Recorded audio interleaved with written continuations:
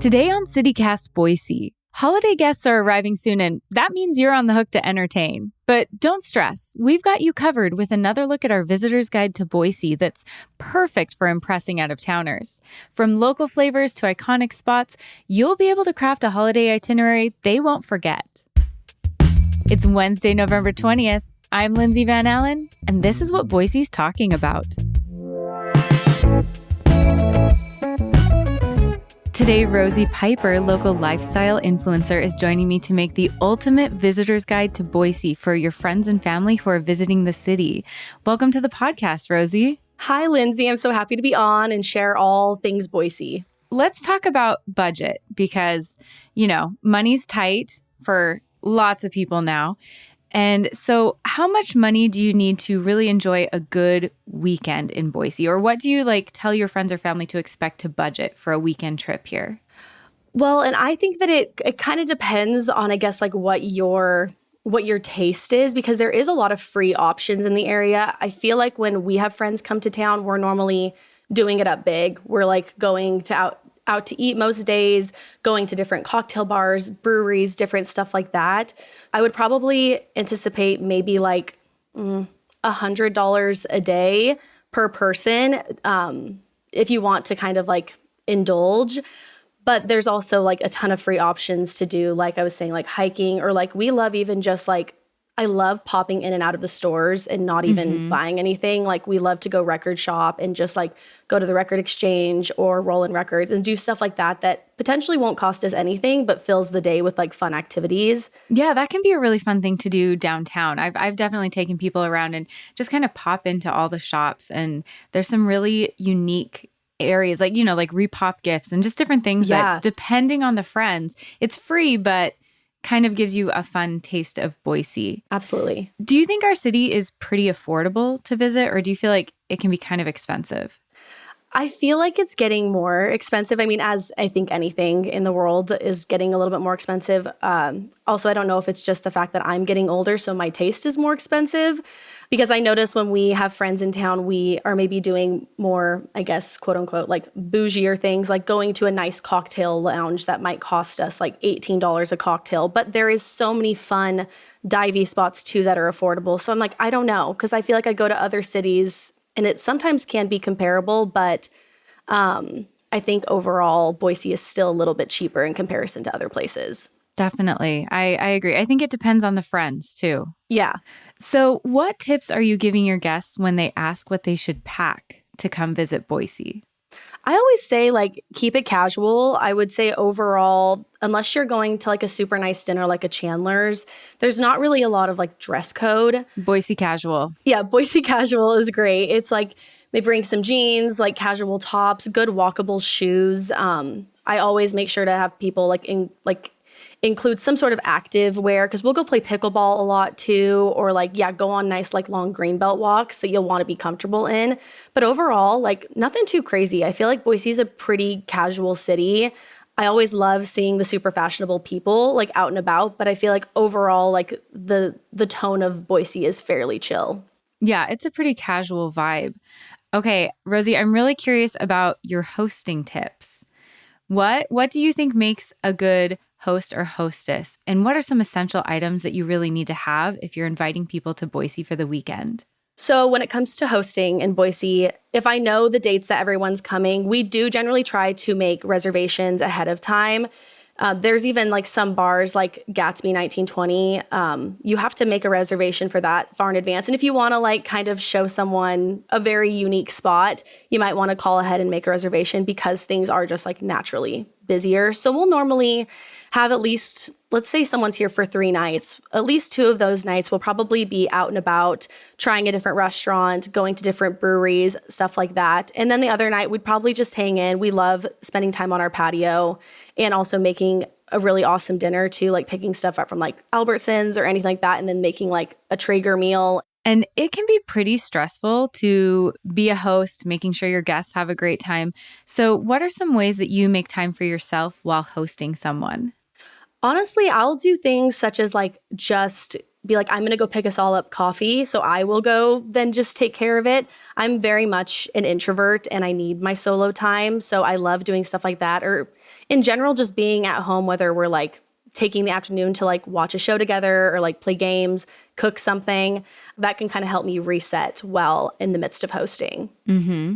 Do you have any spots that you would recommend suggesting guests go visit maybe by themselves while you have that like recharge time that, they don't necessarily need somebody to host them? They can figure it out. It's a really easy spot to visit or something really unique that they would enjoy maybe without you?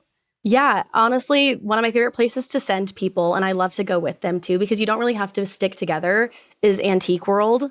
It is one of the most fascinating places. I just was there on Saturday for 2 hours with some family, but you all kind of like do your own thing. And I've even sent my brother and sister-in-law, like told them that they should go there. And I've told other people too. And it's like, you can go enjoy that by yourself. You don't need someone to like chaperone you through there. Honestly, it's better to not have someone telling you like it's time to go. You need to like just take your time through that whole place.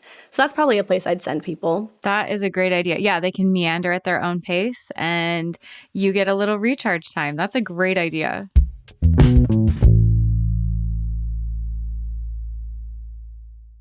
Well, let's dive into the itinerary. So let's say it's Friday and your guest arrives. What's the first thing you're doing?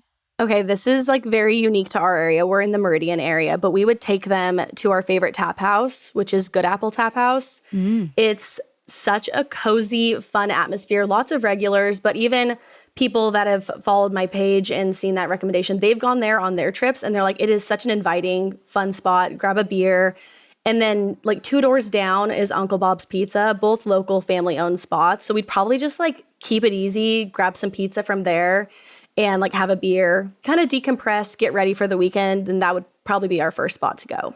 As a fellow Meridian girly, I appreciate that recommendation. It's such a kind of a little hidden gem and nobody knows about it. It's a little bit off the beaten path, but it is a really great place to just spend a Friday night. It's just easy. Like sometimes they have food trucks, they've got music. It's a great spot. And yeah, we love it. I like how you're keeping it chill the first night, kind of out, but nothing like hectic or busy. Are there any specific food recommendation spots that maybe you would send people or maybe some late night eats? If you were going out to a nice dinner or like going out to eat, I would get your way like downtown and I would probably go to Percy. Percy and Wilder are probably 2 of my favorite spots, both owned by the same group, but incredible food, great cocktails. You might have to wait a little bit, but you can always like hop over to like Mother Earth or Boise Brewing and grab a beer while you wait. Those would be 2 recs for dinner. One of my favorite spots to send people for like a lunch is Porterhouse out in Eagle. I don't feel like a lot of people, I haven't heard a lot of people talk about it to me, but they've got incredible sandwiches. You also can get meat from their butcher there. So if you're going to do a night like of cooking in, you can grab your meat from there. It's just an easy, fun spot that like the sandwiches are so delicious. I dream about them all the time. That's such a good recommendation. I didn't know you could get meat from them. So yeah, it serves double purpose. Maybe like go eat there, get some meat for like a park day later or something. Yeah. And they even like you can get some of their sides to go. So if you wanted to take it to a park nearby, that would be a great spot to go to. I love it. I love it. Okay. So we had Friday evening or Friday afternoon and evening. What about Saturday? Your guest is going to be here the entire day. What do you do to make the most of their time?